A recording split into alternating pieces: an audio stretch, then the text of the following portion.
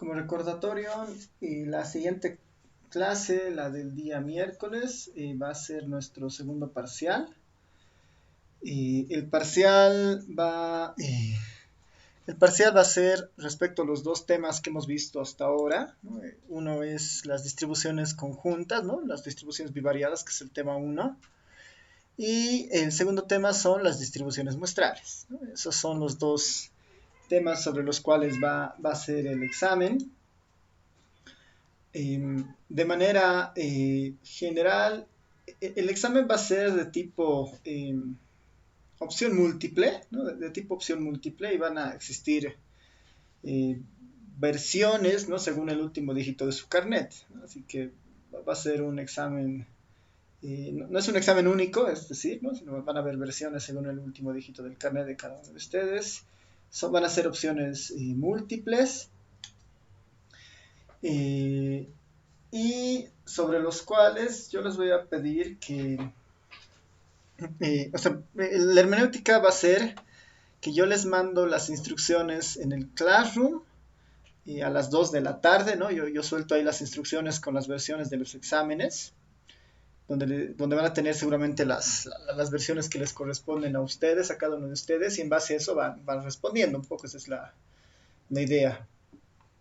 Les voy a mostrar un ejemplo de otra materia que tengo que hago un procedimiento muy similar, para que vean más o menos de lo que se trata. Y el otro detalle es el tema del tiempo, ¿no? Eh, Dado que es una evaluación virtual y la idea es reducir al máximo la posibilidad de copia o algo, entonces la idea es que eh, tengan el tiempo suficiente y necesario como para responder el examen y las preguntas planteadas, ¿no? Es así que el examen no va a durar las 2 horas de la materia, sino va a durar menos, ¿no? Imagino que van a durar entre, estoy pensando entre 60 minutos o 90 minutos, ¿no? Una hora y media, dependiendo un poco la cantidad de preguntas que ponga, ¿no? Es más o menos así. Esta tengo de otra materia que doy, es muy parecido a esto, ¿no?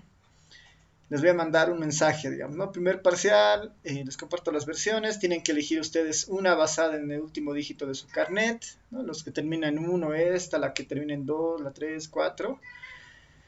Y en estos PDFs uno va a poder encontrar las opciones del examen, por ejemplo, ¿no? Yo voy a abrir esta que es la P1605, ¿no? Digamos, los que terminan en carnet de identidad 5, digamos, ¿no? Que es de una materia de estadística social, donde van a tener una especie de hoja de respuestas como esta.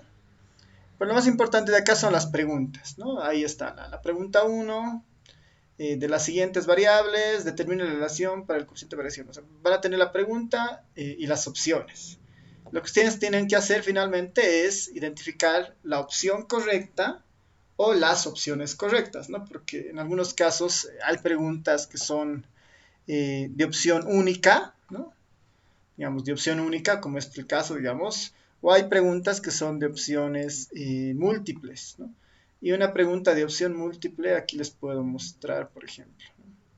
Esta es una pregunta de opción múltiple, por ejemplo, ¿no? De la siguiente serie de números, ¿no? Determine para la simetría de Fisher y kurtosis si es simétrica positiva, negativa, es leptocúrtica, es platicúrtica. Aquí, por ejemplo, es dos características, la simetría y el apuntalamiento, entonces seguramente hay que marcar dos, ¿no? Ahí lo que vale en este tipo de ejercicios donde se espera más de una respuesta es que el patrón de respuesta sea el correcto, ¿no? Si era B y D, tiene que estar marcado B y D, ¿no? Si está solo marcado B o si está solamente marcado D, entonces está mal. O si está marcado B y C, está mal, ¿no? Tiene que ser el patrón de respuestas correctas, ¿no? Eso para las respuestas múltiples, ¿no? Que igual son algunas, no más que todo tal vez en algunos casos de conceptos u otras preguntas. Entonces lo que normalmente yo hago es eso, ¿no? Les voy a pasar estas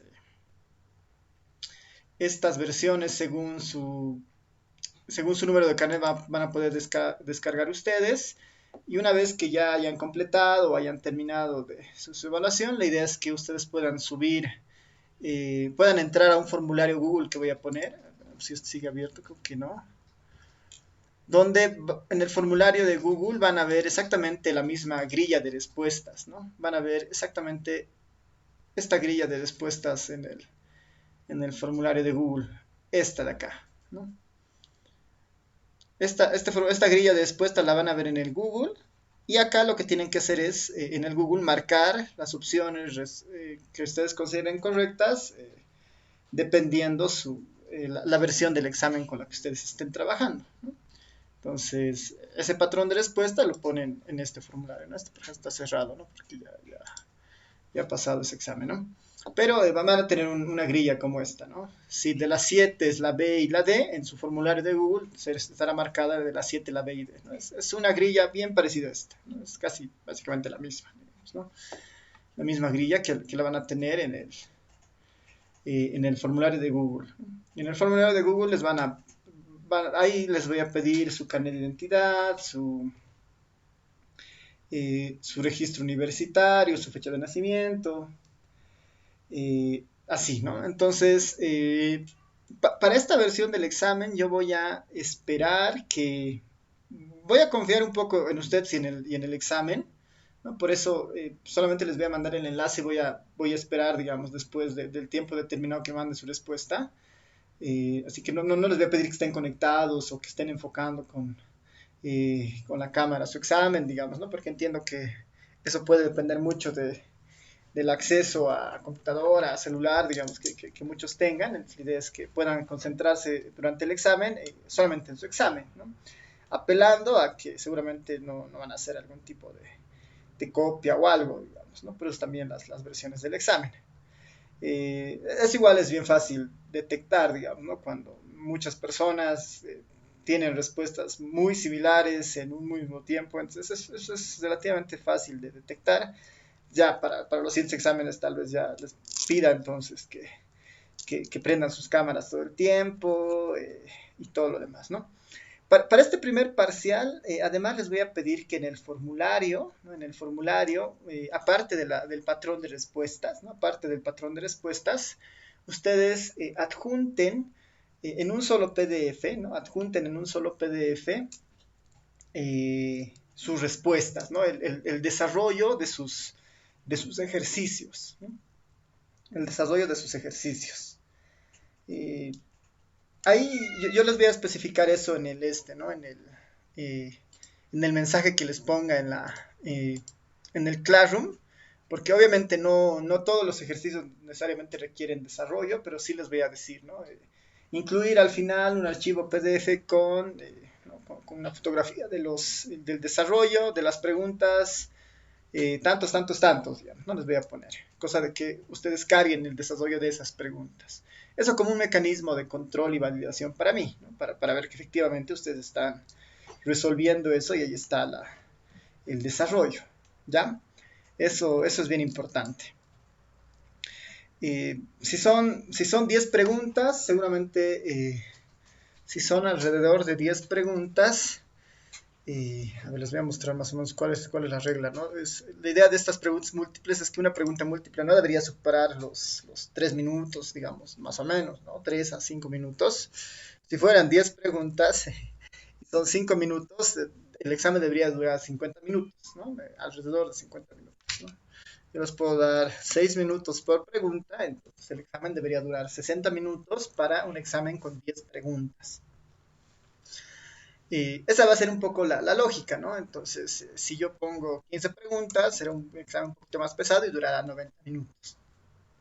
Estoy apuntando más a un examen de una hora con 10 preguntas y darles un espacio de 10 minutos, digamos, al final para que ustedes puedan ya preparar su hoja de respuesta, sacar las fotos y mandar, digamos, ¿no? Es unas 70, hora y 10, hora y 20, digamos, ¿no? Para darles ese espacio para que preparen, ¿no? Pero ese va a ser el marco más o menos, ¿no? Un examen que por respuesta les debería tomar unos 6 minutos, ¿no? Para que tengan el tiempo justo para responder, digamos, ¿no? Pensando en que no necesariamente pueden buscar algo en internet o copiarse, digamos, ¿no? La idea es que el tiempo esté justo para que los que han estudiado puedan responder eso en el tiempo previsto, ¿no? Esa es la idea. Así que me imagino que van a ser 70, 80 minutos pensando en ese tiempo adicional, ¿no? Así que no sé si tienen comentarios, preguntas hasta esta parte,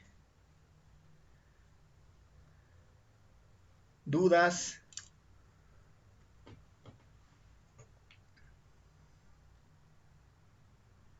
¿Todo claro? Ah, ya, el último video, sí he tenido problemas con la computadora y estaba con estaba en pleno proceso de revisión, digamos, estaba una actualización medio se ha quedado truncada, pero ya está bien, así que lo voy a subir, ya lo voy a subir al terminar esta clase, lo voy a subir el anterior video más, ¿no? Que me estaba faltando en la anterior clase. Y sí, creo que los apuntes están actualizados, ¿no? Igual, terminando esta clase, por lo menos hasta el capítulo 2 va a estar la actualización, ¿no? Hasta el capítulo 2 va a estar la actualización, para que lo puedan ver ya sea en el GitHub o también directamente en los apuntes, ¿no? Ya, ahora de todas formas,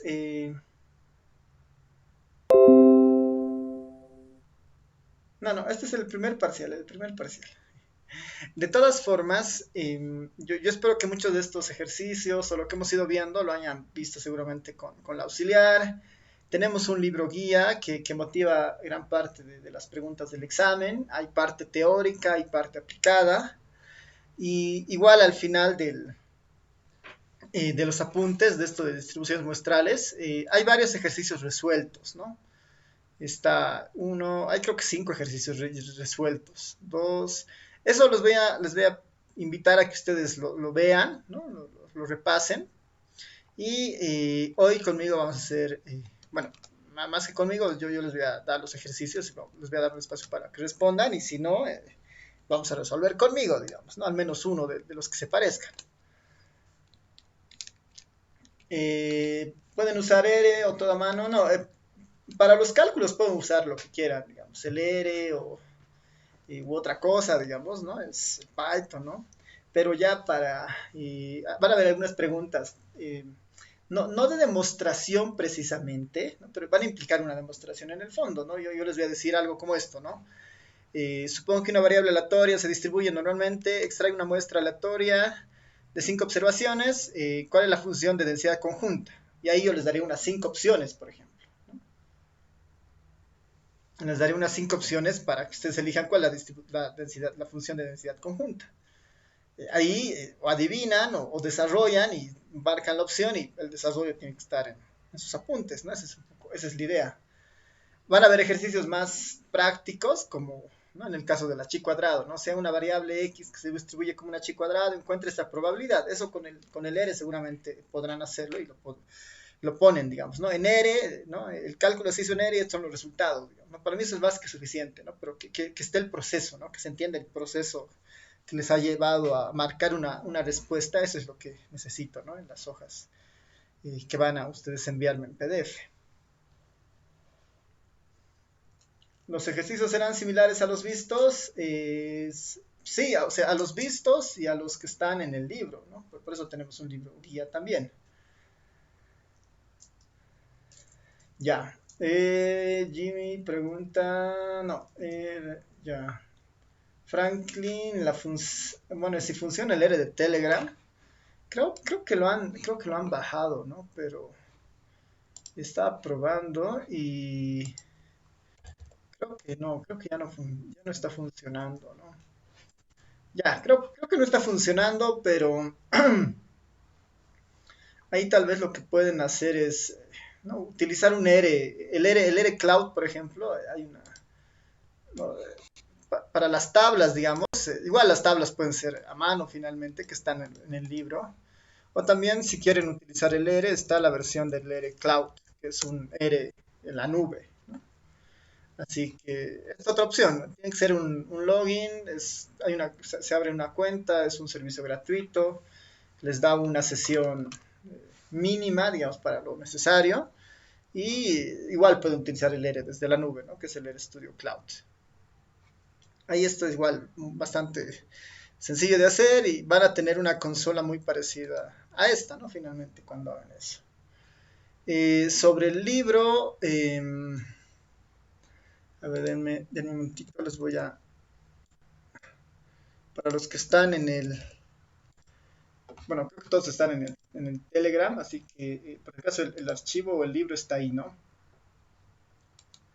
Les voy a volver a mandar.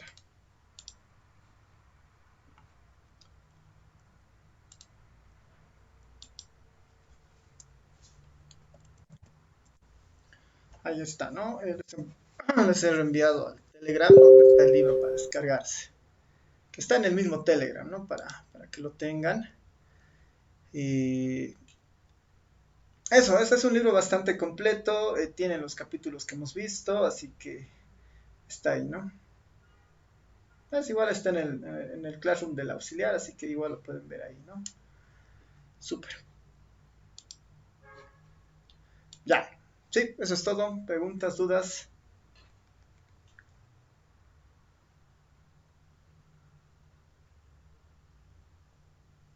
Ya. Entonces, estos dos ejercicios son muy similares, ¿no? Son muy, muy similares que les he puesto. Eh, el primero dice, suponga que una... A ver, lo voy a mostrar para que se vea.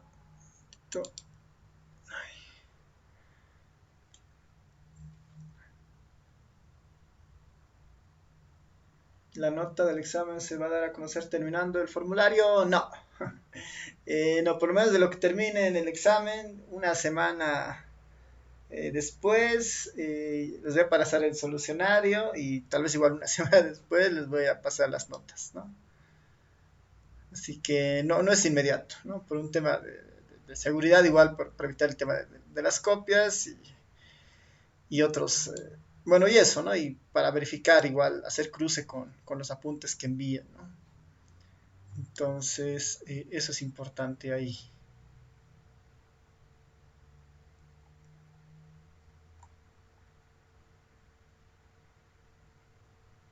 Ahí están, ¿no? Los ejercicios. Estos dos ejercicios que les planteo acá son muy parecidos. O sea, piden finalmente lo mismo. Y a ver, se los leo el primero. Suponga que una variable aleatoria se distribuye normalmente con media mu y varianza sigma cuadrado. Extraiga una muestra aleatoria de 5 observaciones y la pregunta es ¿cuál es la función de densidad conjunta de la muestra? ¿Cuál es la función de densidad conjunta de la muestra? Inciso, bueno, pregunta 2. Los transistores tienen una vida de servicios que se distribuye exponencialmente con parámetro lambda. Se toma una muestra aleatoria de n transistores. ¿Cuál es la función de densidad conjunta de la muestra?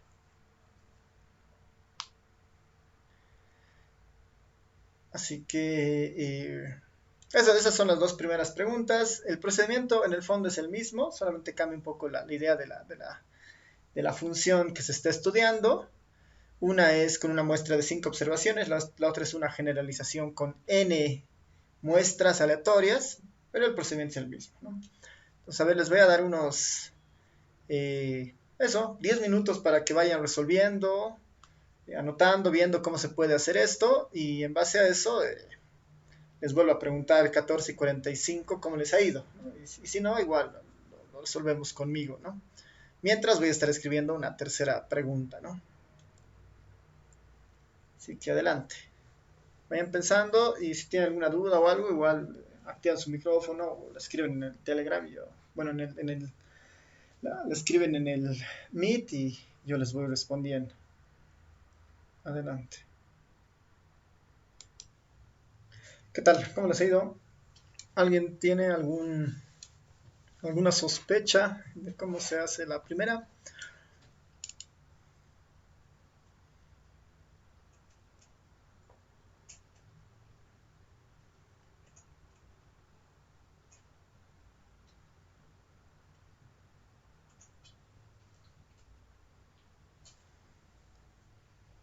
¿Nadie? ¿Comentarios?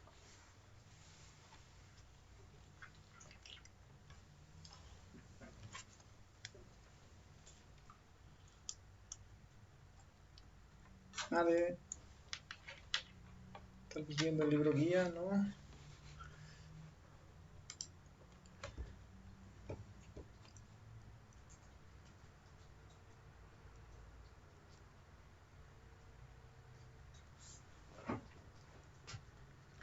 Sí, sí, va del lado de lo que Samuel dice, ¿no?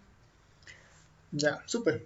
Está bien, entonces, que lo bueno es que alguna pista, alguna pista creo que hay, ¿no? Entonces, de por dónde va esto. Ya. Eh, Primera cosa es que, a ver, vamos a poner acá la solución, ¿no? Lo que nos dan como información es, dice que hay una variable aleatoria, ¿no? Vamos a pensar que hay una X, alguna X por ahí, y que esta X nos dice que tiene un comportamiento conocido, es una normal, ¿no? Está normalmente distribuida con un promedio mu y su varianza sigma cuadrado, digamos, ¿no? Nos da el valor de su varianza, que son los dos parámetros de una normal. El mu y el sigma son los dos parámetros de una normal. Eh, Después nos dice, se extrae una muestra aleatoria de 5 observaciones, ¿no? También nos dice, bueno, n, por si acaso, n es igual a 5. Y la pregunta es, ¿cuál es la función de densidad conjunta de la muestra? ¿No? Entonces, como se extrae una muestra de 5 observaciones, lo que nos dice es que yo finalmente lo que tengo es un x1, tengo un x2, tengo un x1, un x2, x3, x4 y x5. ¿No? Tengo un x1, x2, x3, x4 hasta x5, elementos que son parte de la muestra, ¿no? Son parte de la muestra, son los elementos que salen en la muestra aleatoria. Habíamos dicho al inicio de este capítulo que justamente es ese concepto de que se vuelvan aleatorias, ¿no? Se vuelvan aleatorias las selecciones, hacen que esta posición en específico, ¿no? La primera unidad de la muestra, puede, o sea, puede ser, es una variable aleatoria en realidad, ¿no? Este primer elemento de la muestra ya es una variable aleatoria, cuyo dominio es todos los valores posibles que puede tomar en la población. Dicho de otro modo, esta x1 tiene una distribución igual que la x, ¿no? Igual que la x dada. La x2 igual puede ser cualquier elemento que esté en la población, ¿no? Y son variables aleatorias porque a priori no sabemos qué valor vendrá.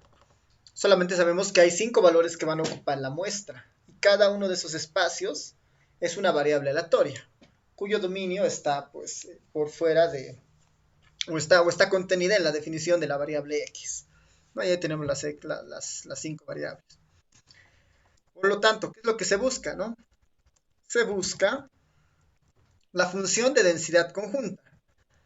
Por definición, la función de densidad conjunta debería ser, la función de densidad es f de x1, f de x1, x2, x3, x4 hasta el x5. Queremos encontrar esta función de densidad conjunta. ¿Qué forma tendrá? Porque claramente son 5 variables.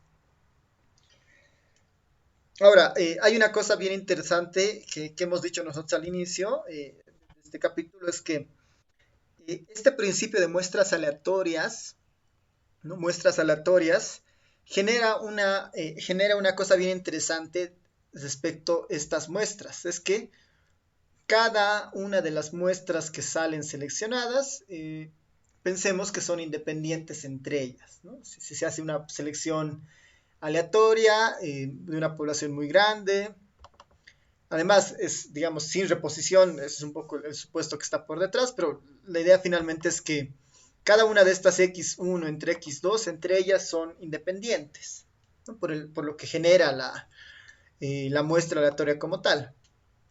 Y por el principio de independencia, esto nosotros siempre lo vamos a poder escribir como el producto, como f de x1 multiplicado por f de x2 multiplicado por punto hasta el f de x5.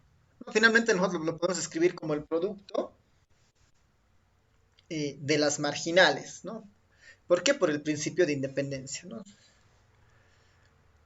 Se busca, y aquí puedo poner, ¿no? Como una nota, recordar, ¿no? Recordar, o notar, más que recordar, ¿no? Notar que las muestras son independientes. Notar que las muestras son independientes, por eso hacemos esa separación de fx por de x2, ¿no? Y además, ¿no? Y además son idénticamente distribuidas. Idénticamente distribuidas. Notar que las muestras son independientes y además, voy a poner, son independientes e idénticamente distribuidas. Idénticamente distribuidas. Ya con esto, lo único que tengo que hacer es encontrar la forma exacta de esta distribución conjunta. Entonces yo tendría que la función conjunta, digamos, de estos 5 elementos, ¿no? De estas 5 muestras, deberían reducirse a encontrar el producto de las distribuciones normales, ¿no? Como esto es igual al producto, tengo que reemplazar f de x1 para una normal, f de x2 para una normal, f de x5 para una normal. Eso es lo que tengo que hacer finalmente, ¿no? Entonces, a ver, vamos a escribir la distribución normal para el x1, que es la primera variable.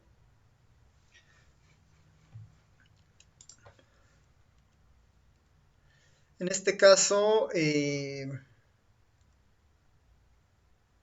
perdón, ya, ahora sí.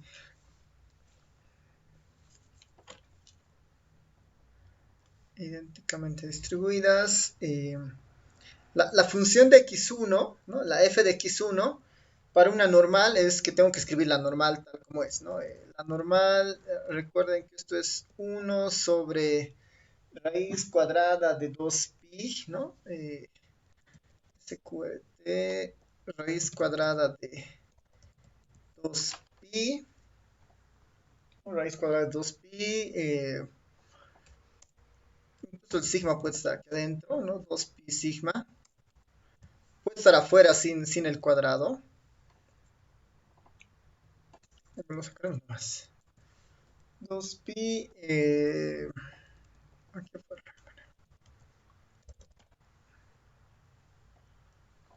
2pi sigma, y todo esto, la exponencial de menos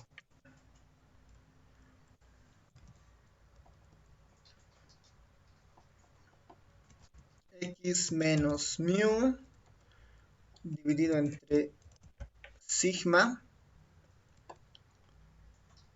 todo esto elevado al cuadrado.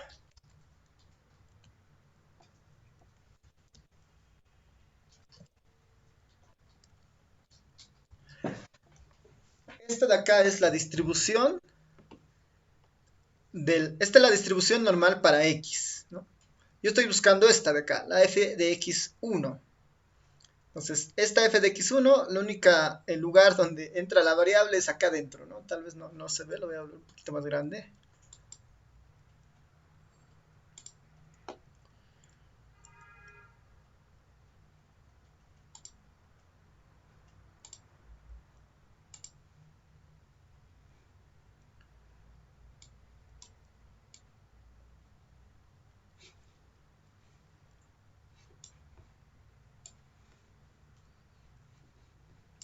Estoy teniendo problemas con la pantalla. Ya, esto es.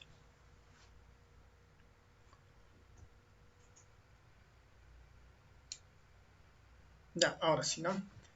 Esta x de acá, por ejemplo, esta que es, tal vez no se nota muy bien, es una x, ¿no? X menos mu, sigma, todo eso al cuadrado, ¿no? Esta es una normal.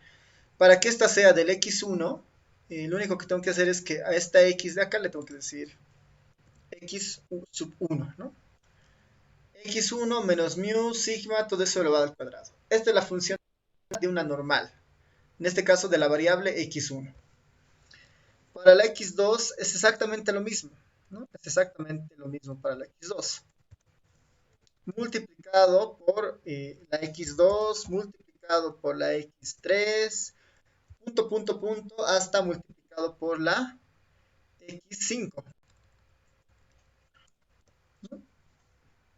Multiplicado por la x5.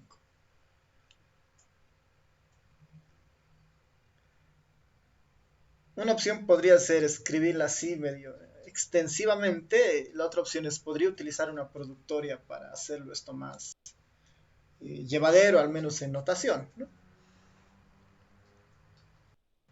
Y el resto es álgebra, digamos, ¿no? Es simplificar, digamos, ¿no?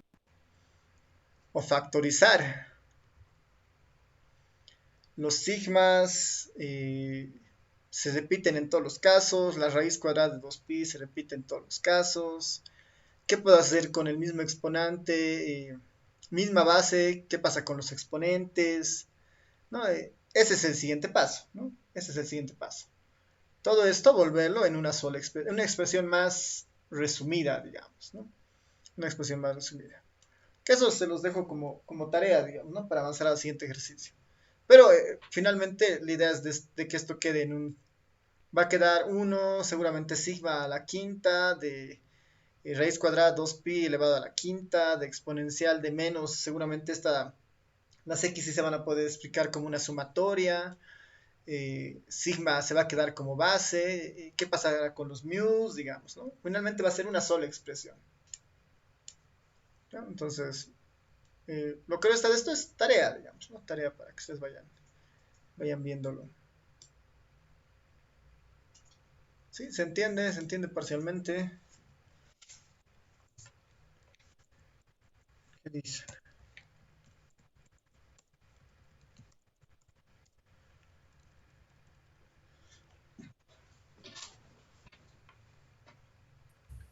Una pregunta, dice, Sí, sí. dijo que esta es la función de densidad de una normal, ¿no? O sea que, digamos, si ahora hago la del chi cuadrado va a tener una especialmente y eso tendría que anotarla de x1 a x5 y ya está. Claro, sí, sí. Si el ejercicio Ah, ya. fuera chi cuadrado, la única que cambia ahorita, la esencia de esta pregunta es entender que para una muestra aleatoria esto se puede hacer, ¿no? Se puede separar como el producto de las marginales. Sea de lo que sea, en este ejercicio nos dice que cada x es normal, ¿no? El segundo ejercicio dice, los transistores tienen una vida de servicio que se distribuye exponencialmente con parámetro lambda. Se toma una muestra aleatoria de n transistores, ¿cuál es la función de densidad conjunta de la muestra? Entonces, por ejemplo, este es exactamente lo mismo, solamente que está generalizado, digamos, ¿no? Aquí podemos igual poner la solución de este segundo. Podemos justamente decir eso, ¿no? Que como información, ¿no? Como información, eh, nos dicen que hay una variable aleatoria, que en este caso son los transistores, ¿no? Los transistores tienen una vida de servicio. La vida de servicio de unos transistores, que la podemos llamar X, dice que se distribuye como una variable exponencial con parámetro lambda, ¿no? Como información X, ahí puedo ser un poquito más específico, donde X es la vida de un transistor en realidad. Los transistores tienen una vida de servicio que se distribuye exponencialmente. La vida de un transistor, ¿no? Donde X representa la vida de un transistor y esta X dice que tiene una distribución como una exponencial con parámetro lambda. Entonces, lo que nos pide en el fondo es encontrar la función de densidad de x1 hasta xn. ¿no? Es lo que nos piden finalmente, ¿no? Encontrar la función de densidad conjunta de la muestra que se selecciona. Por el principio de independencia y de que además son idénticamente distribuidas, yo las puedo separar como el producto, como he hecho en el anterior ejercicio, ¿no? Y como son n, voy a hacerlo esto en una productoria de i que inicialice en 1 y se vaya hasta n, por ejemplo, ¿no? ¿De quién? De las funciones marginales de cada x sub i. Finalmente es la productoria de las distintas f de x, y, ¿no? De las distintas marginales. Esto en el fondo será la productoria de i igual a 1 hasta n. ¿De quién? De la función de densidad de una distribución exponencial. Entonces ahí lo que tendremos que hacer es buscar a la distribución exponencial, un poco recordar qué forma tenía, ¿no? Era lambda por exponencial de menos lambda x, ¿no? Era una distribución bastante sencilla, digamos, ¿no? La distribución de una exponencial es lambda. Lambda es constante para todas las x, ¿no? Así que lambda no está alterada por la variable aleatoria. Lambda por la exponencial de menos, menos lambda, ¿no? Menos lambda. Lambda por exponencial de menos lambda x, ¿no? Como x es la variable aleatoria, x sub i, ¿no? Porque es la que varía de muestra a muestra. Lambda por exponencial de menos lambda x sub i.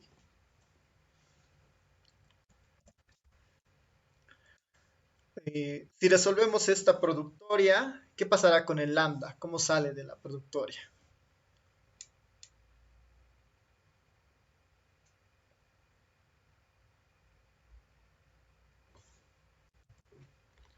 Será simplemente ¿no? Misma base, los exponentes se suman, será lambda elevado a la n, ¿no? Lambda elevado a la n. Después la productoria está en exponencial de menos lambda xi. Misma idea, porque la misma base tengo en las exponenciales. Este será exponencial de los exponentes se suman, ¿no? Aquí hay que imaginar que se van a sumar lambda x1 más x2 más x3 hasta xn. El lambda saldrá fuera de la sumatoria. Y esto se quedará algo como esto, ¿no? De los x sub i. Desde igual a 1 hasta n, ¿no?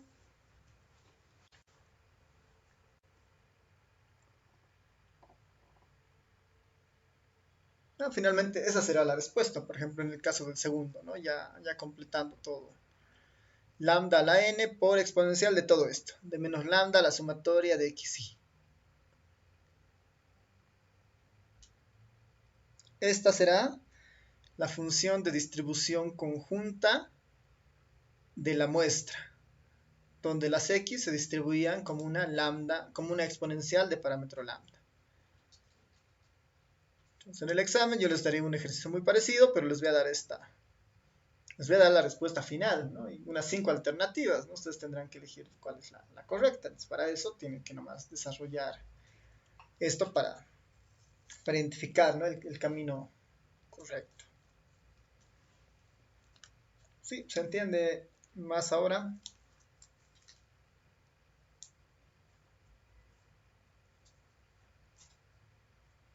En la normal hay que hacer lo mismo, ¿no?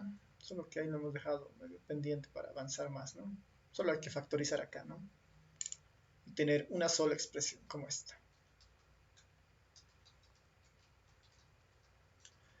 Ya, vámonos al tercer y cuarto ejercicio.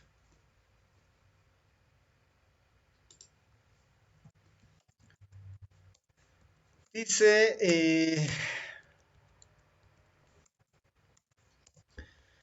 se tiene una población de 6 personas, ¿no? De las cuales se toma una muestra aleatoria sin reposición de tamaño 3. Lo que pide el ejercicio es demostrar que el estimador de la media es insesgado.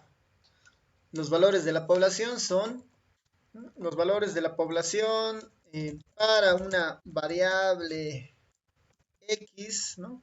Son, puedo decir, ¿no? Los valores de la población para una variable X son 20, 20, 25, 28, 30, 26. Entonces, lo que hay que hacer en este ejercicio 3 es demostrar que efectivamente el estimador de la media es un estimador insesgado, ¿no? Es un estimador insesgado. Y después del mismo ejercicio, ¿no? Del mismo ejercicio, hay que demostrar que la varianza, ¿no? Que la varianza tiene esta forma, ¿no? Que la varianza tiene esta forma. Aquí lo único distinto, ¿no? Lo único distinto a lo que hemos ido viendo es este concepto de una muestra sin reposición, ¿no? Una muestra sin reposición. Nosotros hablamos de muestras en general, de poblaciones tal vez muy grandes. Y otro que esto es una población chiquitita, ¿no? Son 6 personas. Entonces, para una muestra de tamaño 3 de una población de 6, en un muestreo sin reposición, hay que demostrar que la media es insesgada, ¿no? La media es insesgada. Y después hay que demostrar que la varianza de esa media muestral es igual, tiene esta forma, ¿no? Esta fórmula nosotros no la habíamos visto antes, ¿no? La habíamos visto sin este de acá, sin este factor, 1 menos n. Habíamos visto algo muy parecido cuando poníamos sigma cuadrado de x sobre n, ¿no? Sigma cuadrado de x sobre n. Este está incluyendo este factor de acá, que normalmente se lo incluye cuando estamos trabajando sobre poblaciones finitas, como en este caso es 6 personas, y además estamos en muestreo sin reposición. Si se cumplen esas dos características, ¿no? Una población pequeña, ¿no? Fija o finita, y así reposición, este factor se incluye, ¿no? Y este ejercicio trata de mostrar eso justamente. Pero cuando son poblaciones muy grandes y muestras muy grandes, este factor no importa, porque todo converge a solamente este pedazo de acá, ¿no? Así, porque mientras la población sea más grande, este elemento va a ser más cercano a 0. Si el denominador es más grande, si el n es más grande, todo esto va a tender a 1, ¿no?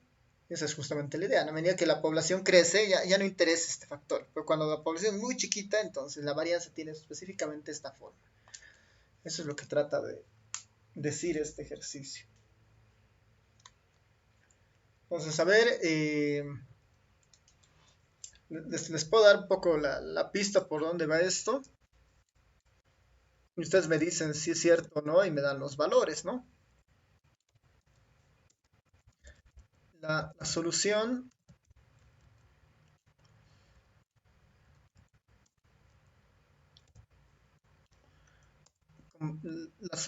es recordar que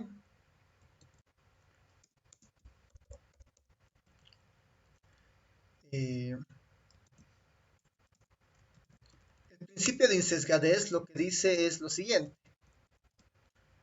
que la esperanza del estimador, en este caso de la media muestral, tiene que ser igual al parámetro poblacional, a μ. Eso es lo que se pide demostrar en este ejercicio 3, ¿no? Demostrar que la esperanza del estimador es igual a μ. Y en el caso del ejercicio 4, lo que se busca es demostrar que... Perdón. En el caso del ejercicio 4 es demostrar que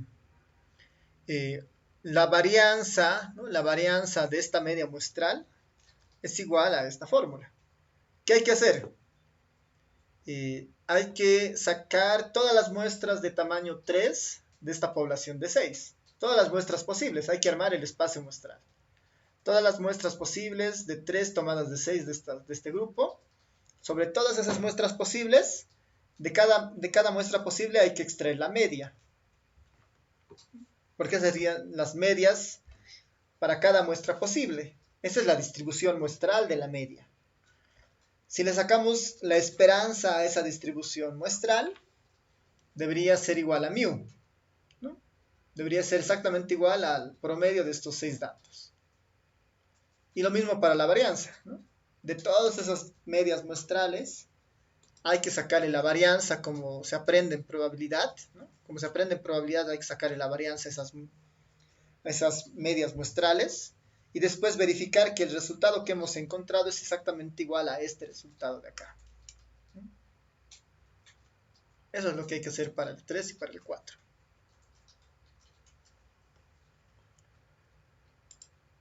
A ver, les doy otra vez unos 10 minutos hasta las 15:20 para que vayan resolviendo. Y en base a eso, si me dicen cómo les va y si no, lo resolvemos conmigo, este 3 y este 4. Adelante.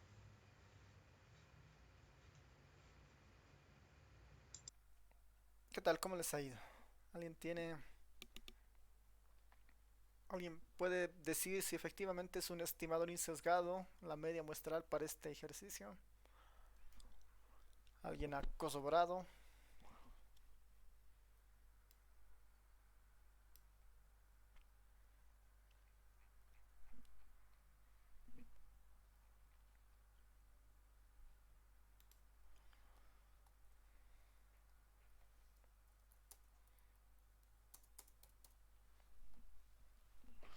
Normalmente este tipo de ejercicios en los exámenes era algo que se hacía a mano, ¿no? Si estuviéramos en el presencial, les pediría esto a mano, digamos, ¿no? En lo virtual es un poquito más rápido porque tenemos acceso al ERE, digamos, y lo podemos hacer en algún programa, ¿no? Y más pensando que ustedes son informáticos, es un poco más rápido avanzar en esta parte, digamos, al menos, ¿no? Lo que estamos diciendo es que tenemos una colección de números de una población, ¿no? Esta población. Ahí tengo mis 6 datos, ¿no? De la población. Como información también sé que la población son 6 personas. De esas 6 personas se toman muestras de tamaño 3, ¿no? Se toman muestras de tamaño 3 de esas 6 personas. Eh, lo siguiente es, bueno, dice que se toman muestras de tamaño de 3 sin reposición, ¿no? Sin reposición. Por lo tanto, ¿no? Si es un muestreo sin reposición, la idea es que eh, no se repitan las muestras, ¿no? Las unidades en la muestra, entonces todas las muestras sean diferentes. Y eso, en teoría, es una combinatoria de n tomadas, ¿no? N chiquitas tomadas de n grandes, ¿no? ¿Ve? Que en el caso del ERE son 20 casos, ¿no? Hay 20 muestras posibles, dice, ¿no? Hay 20 muestras posibles en esta población. Estas 20 muestras posibles para mí finalmente son estas, ¿no? De las X tomadas de 3, ahí están las 20 muestras posibles.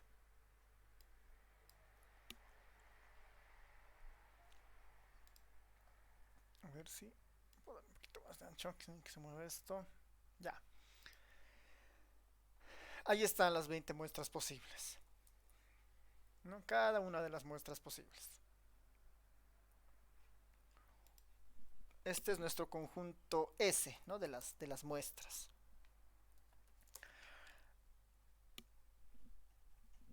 Entonces, para probar esto de insesgadez, nos dice que consideremos el estimador de la media muestral, ¿no? La media muestral, porque dice, ¿no? Es demostrar que el estimador de la media es insesgado. El estimador de la media es la media muestral, ¿no? Es el estimador de la media, tengo que sacarle la media a cada una de estas 20 muestras, ¿no? A cada una de estas 20 muestras tengo que sacarle la media. Entonces, de este conjunto S, ¿no? De este conjunto S, lo que tengo que hacer es el apply en el R me ayuda esto, ¿no? De la matriz S, en el fondo esta es una matriz, de la matriz S, de las columnas, porque en cada columna están las muestras posibles, le voy a sacar la media, ¿no? Ahí pongo la función. Es matriz, fila, columna y función. Así funciona este comando apply. Matriz, 2 para columnas y la función media, saco la media de todas las muestras, ¿no? Y aquí tengo las 20 muestras posibles. Aquí tengo las 20 muestras posibles. La media de cada una de las muestras posibles. Este es mi X bar, digamos, ¿no? Estas son mis X barra. son finalmente mis medias muestrales, ¿no? Mis medias muestrales son estas 20. ¿Qué es lo que pide el ejercicio? Demostrar que la esperanza de estas medias muestrales es exactamente igual a mu. No es igual exactamente a mu. Mu es la media poblacional, la media de los 6 datos, la media de la población. Entonces ahí puedo decir, por ejemplo, para encontrar a mu, lo único que tengo que hacer es la media de los datos, ¿no? De los 6 datos. Esta es la media de los 6 datos. 24, 83, 333. Esa es la media de los 5 datos. Miren, de los 6 datos, perdón. La teoría dice, o el ejercicio pide demostrar que es sin sesgado. Demostrar que la esperanza de x barra es igual a mu. Ya tengo mu, 2483. Me falta la esperanza de x barra. Tengo que sacarle la esperanza a todos estos números. Finalmente es imaginarse que estos 20 números son los elementos de mi espacio muestral, ¿no? Los elementos de mi espacio muestral, y cada uno de estos tiene una probabilidad de 1 en 20 de salir, porque son 20 muestras posibles, cada uno tiene una probabilidad de 1 en 20 en salir, ¿no? Cada uno va a tener una probabilidad de 1 en 20 en salir. Entonces, siguiendo la definición de la esperanza, lo que yo debería hacer es a cada uno de estos elementos le multiplico por su probabilidad, que es 1 sobre 20, porque son 20 muestras posibles. Ya todo esto yo lo sumo, ¿no? Yo sumo todo esto.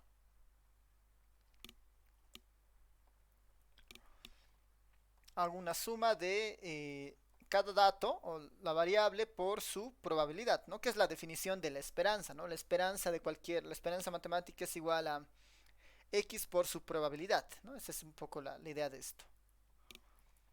Dice que si yo aplico esto, ¿no? Si yo sumo cada dato por su probabilidad, por 1 en 20, y lo sumo todo eso, me debería dar igual a mu, ¿no? Esto debería ser igual a 24833.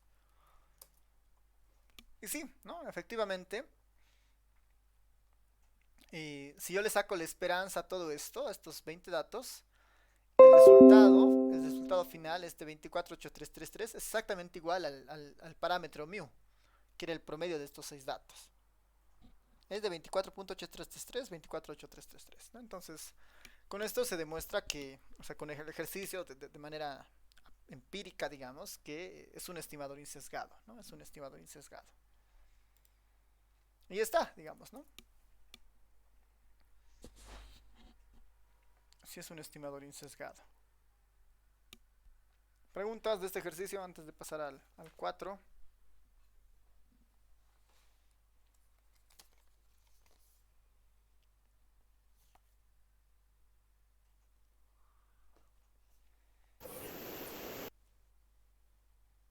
Disculpe, Lice, ¿por qué las posibilidades sin repetición le sale 20? Es que si a mí la fórmula sería 6 factorial sobre 3 factorial perdón, 6 menos 3 factorial, entonces sería arriba 6 factorial y abajo 3 factorial por 3 factorial.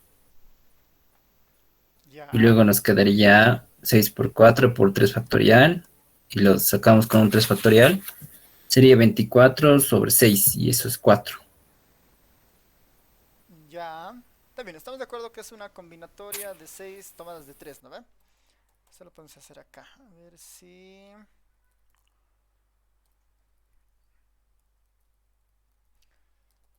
recuerdo cómo es esto.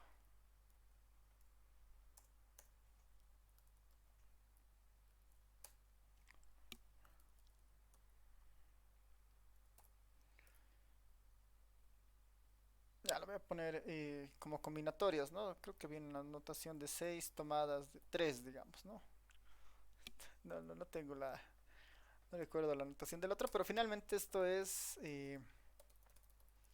eso, ¿no? Es 6 factorial dividido entre 6 menos 3, ¿no? Entre 6 menos 3 factorial multiplicado por 3 factorial, ¿no? Esta es la formulita de las combinatorias. ¿Sí? ¿De acuerdo? En un muestreo sin reposición. ¿Qué dice? Y Sí, ¿no ve? Y si desarrollamos esto, ¿qué nos da? ¿Cuánto nos da?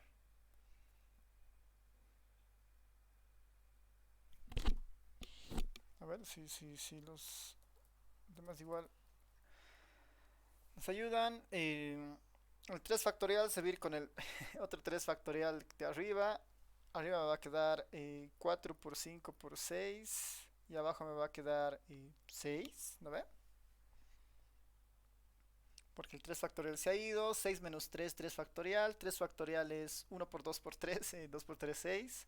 Aquí los 6 se van a cancelar y me va a salir 4 por 5, 20, ¿no ve? No. Entonces tengo nomás 20 muestras posibles, digamos, ¿no? ¿Sí? si está bien, se me escapó un número. Ya, dale, dale, no te preocupes. Entonces, como tenemos los 20, aquí el comando combine ya me debería hacer justamente esos 20, ¿no? Ese es lo bueno de este combine, que es medio automático, y ahí están las 20 muestras posibles, ¿no? Entonces, el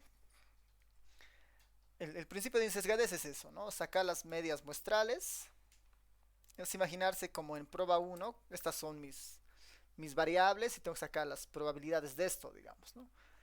Podría agruparlos los que se parecen, ¿no? Porque hay varios que se parecen, ¿no? De hecho, si yo le hago una tabla a esto, se va a aparecer las tablas discretas que ustedes tenían en probabilidad, digamos, ¿no? 21666 aparece una vez, 22 aparece una vez, 2266 aparece una vez, el 2366 aparece dos veces, el 2433 aparece dos veces, ¿no? Podría hacerme como esas tablitas donde en estadística 1 ponía, ¿no? X vale 1 con su probabilidad, X vale 2 con su probabilidad, ¿no? No vale la pena mucho hacer esto pensando que son números sueltos y como son muestras aleatorias, ¿no?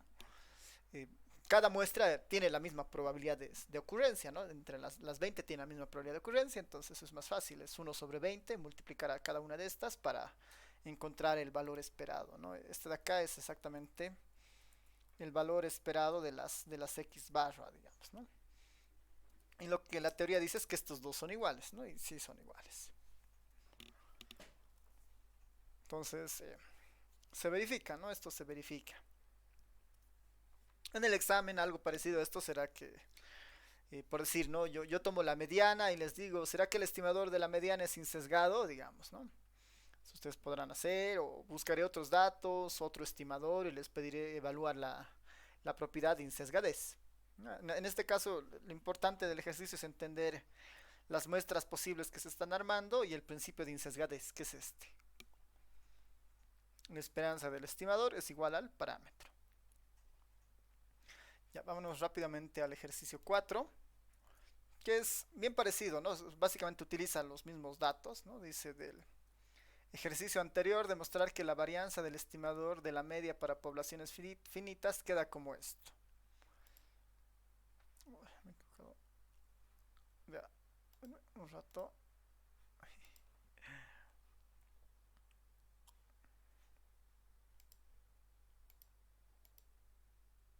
Ya.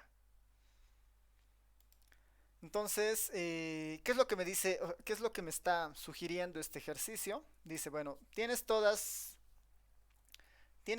tus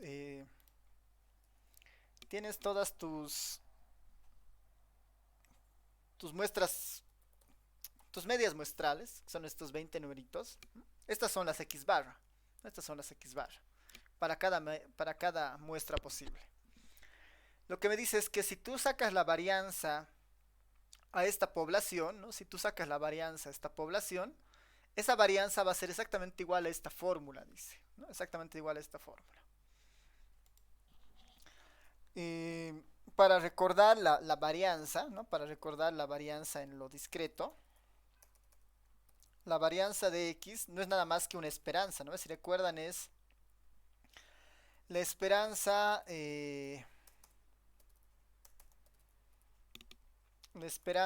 de X menos la esperanza de X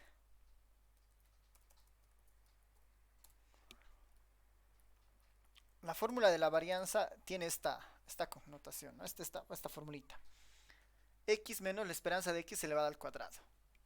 ¿No? Esta es la fórmula de la varianza.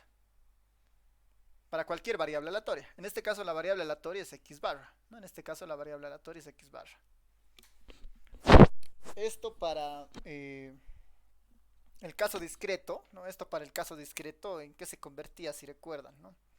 Esto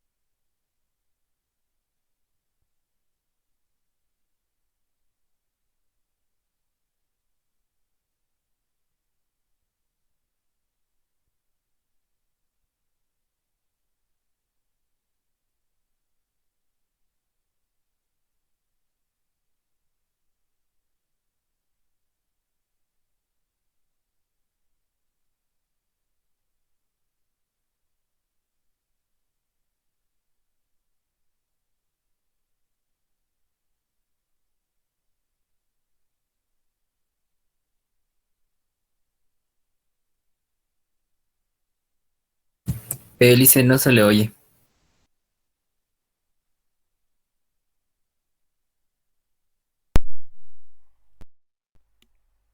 hola, hola, ahora sí. Sí, ahora sí. Ya, gracias, ¿no? Entonces, esta es la definición de la varianza en estadística 1, ¿no? De cualquier variable aleatoria discreta. Era la sumatoria en el recorrido de xy menos la esperanza de xy, todo eso al cuadrado por su probabilidad. En este sentido, las xy para nosotros son las medias muestrales, las 20 medias muestrales. La esperanza de xy será la esperanza de todo esto, que había sido igual a mu, ¿no? Que era 24,66 algo, que ya lo hemos sacado, 24,83. Y esta probabilidad será la probabilidad de cada una de las medias muestrales, ¿no? Como son 20 muestras aleatorias, 20 posibles muestras aleatorias, son muestras aleatorias, cada una de estas vale lo mismo que cada muestra vale lo mismo, por lo tanto cada una de ellas tiene la misma probabilidad de ocurrencia. Por el, por la definición de probabilidad teórica, digamos, cada una de estas muestras es 1/20, porque son 20 casos, ¿no? Esta va a ocurrir en 1/20 casos, esta va a ocurrir en 1/20, esta va a ocurrir en 1/20, ¿no? Porque son 20 posibilidades. Cada una de estas va a ocurrir en una probabilidad de 1 en 20, 1 en 20, ¿no? Ya tengo con eso la probabilidad. Lo único que tengo que hacer para calcular esta varianza de x barra, esta varianza primero, no esta, sino esta varianza de x barra, es recordar esto. Que me dice cada media muestral xy, ¿no? Aquí la tengo, menos su promedio. X barra menos su promedio, menos el promedio de x barra, ¿no? Esto de acá son las diferencias entre xy y su esperanza. Todo eso yo lo elevo al cuadrado, dice, ¿no? Todo esto yo lo elevo al cuadrado. Cada una de esas diferencias las elevo al cuadrado. Ahí están cada una de esas diferencias elevadas al cuadrado. A cada una de esas diferencias al cuadrado le multiplico por su probabilidad, ¿no? Aquí adelante le voy a multiplicar. A todo esto lo multiplico por 1/20, ¿no? Que es la probabilidad de cada una de estas, ¿no? Y ahí están todos los elementos. Y finalmente lo que yo hago es sumo todo esto en el recorrido de x, ¿no? Que es básicamente todos estos 20 numeritos, ¿no? Sumo todo el resultado. Sumo todo esto. Y este 282 es finalmente la varianza de x barra. Esta es la varianza de x barra. 282, 77, 78.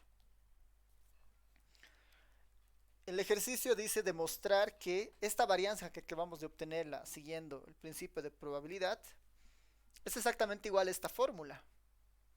1 menos n sobre n de sx cuadrado sobre n, ¿no? Este s cuadrado de x sobre n, noten que no tiene sombrerito, ¿no? Noten que no tienen sombrerito.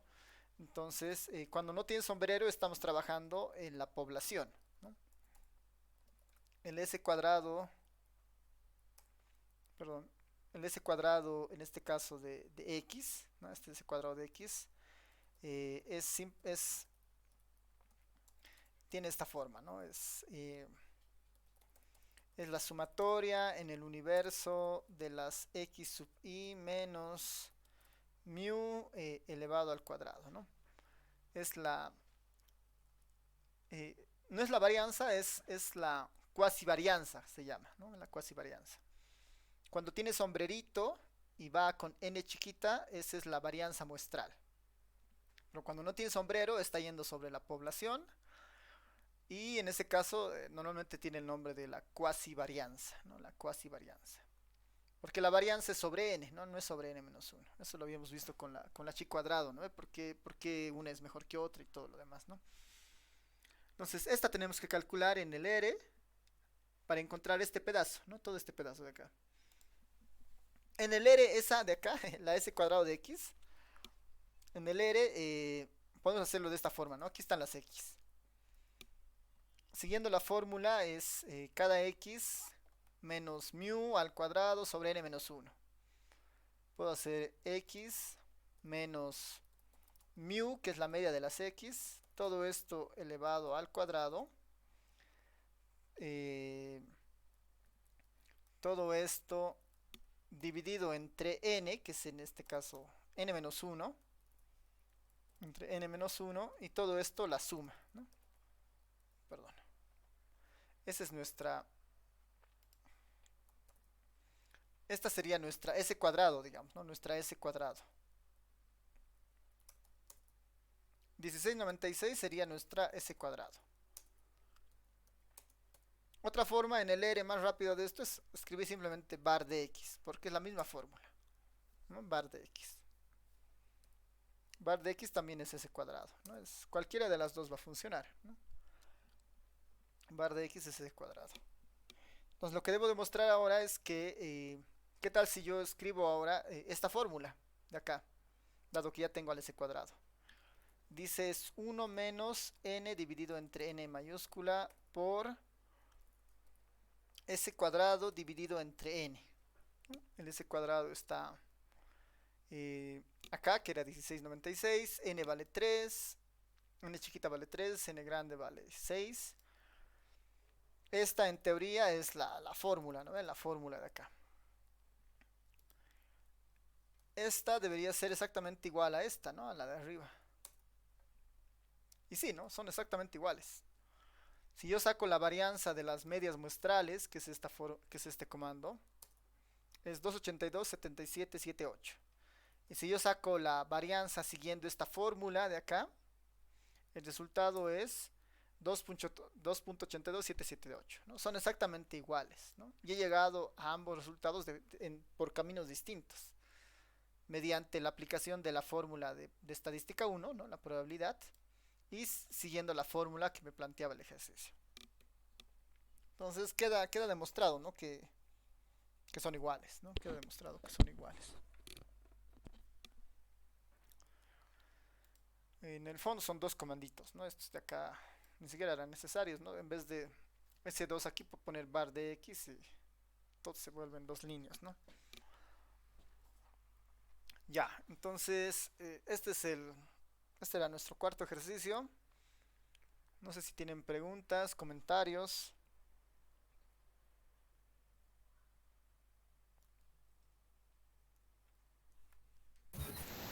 Disculpe, Lisa, con el uso de tenía usted un, ¿cómo se dice? Un tutorial más o menos para utilizarlo, ¿no? Porque yo he tratado de utilizar el ERA ahorita y no es nada que ver con lo que tiene usted, ni siquiera puedo correr el código. Ah, ya. Sí, o sea, yo utilizo en este, que es el Markdown, pero ustedes, por ejemplo, cuando una vez que se instalen el ERE, basta que acá en la hojita en blanco, o sea, se instalen el ERE y el ERE Studio, ¿no? Tienen que instalarse el ERE y el ERE Studio. Una vez que se instalen, lo mejor que pueden hacer es abrirse aquí un ERE script. el RScript es como un bloc de notas donde ponemos en los comandos, ¿no? Y aquí puedo poner eso, ¿no? Digamos, ¿no? Y aquí la variable X tiene esos números, ¿no ven?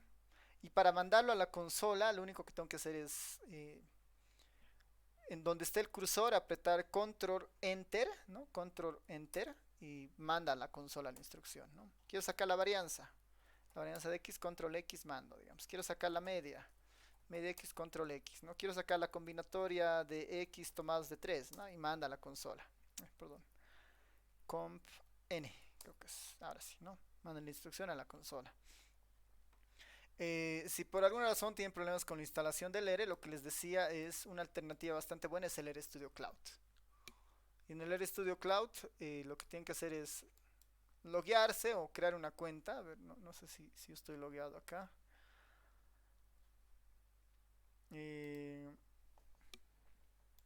Debería estar con... A ver, déjenme revisar. Bueno, igual de todas formas les va a pedir la primera vez que se registren. En mi caso lo voy a hacer con la cuenta facultativa. Les va a aparecer una consola como esta, donde lo único que hacen es poner sus proyectos. Le puedo decir nuevo proyecto, digamos, ¿no? El nuevo proyecto. Le digo iniciar nuevo proyecto. Incluso puedo utilizar el Jupyter, ¿no? Para hacer esto. Hay gente que le gusta más el Jupyter para programar en Python, también están acostumbrados. Podrían hacerlo también desde ahí, digamos, ¿no? En este caso en el RStudio, digamos. Y se está cargando el proyecto. Y lo único que me va a dar es una vista parecida a esta, digamos, ¿no? A la del RStudio, pero en la nube, ¿no? En la nube. Ahí está cargando el proyecto. Ahí está, ¿no? Mi versión del RStudio en la nube. Esto lo cierro. Aquí la consola siempre es donde uno escribe y el código se interpreta de forma directa, digamos, ¿no? Tal vez lo mejor ahí es abrirse un script, como les decía, un nuevo script. Aquí tengo el script, aquí tengo la consola. Puedo mover un poco el panel para que se vea de lado a lado. Aquí quiero ver la consola. Y ya, digamos. Esta es la vista que yo utilizo. Por ejemplo, aquí tengo la consola y aquí tengo el código, ¿no? Y aquí podría avanzar como hemos ido poniendo, ¿no? X es igual a un vector, ¿no? Y de estas X yo le saco la media. Ahí está la media, 2483. De esto yo le saco la combinación de las X tomadas de 3. Ahí están las combinaciones. De esto yo le hago un apply a nivel de las columnas, el promedio. Ahí tengo las medias muestrales. Si yo le saco la media a todo esto, esto debería ser igual a la media poblacional, ¿no? Que son iguales. Es, en este caso en el RStudio Cloud, digamos, ¿no? Funcionando así casi inmediato, digamos. Entonces ahí, recomendación para el miércoles, traten de buscar alguna facilidad, si quieren, para esta parte de los cálculos que puedan existir. Y si no, también igual lo pueden hacer en sus calculadoras, lo pueden hacer a mano, digamos, ¿no? Eso está abierto, ¿no? Finalmente, el R les va a ayudar harto para la distribución chi cuadrado, la Fisher y la TD-Student, ¿no? Que estaban en los apuntes.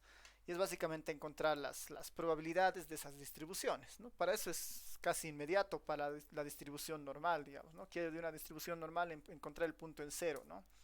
Se acumula 0,5 de probabilidad, ¿no? Quiero encontrar la probabilidad en 1.96. Se acumula 0.975 de probabilidad. No, estas son comandos más rápidos para tener acceso a las tablas estadísticas que hay. Y si por alguna razón realmente no pudieran no pudieran trabajar con el R, pongan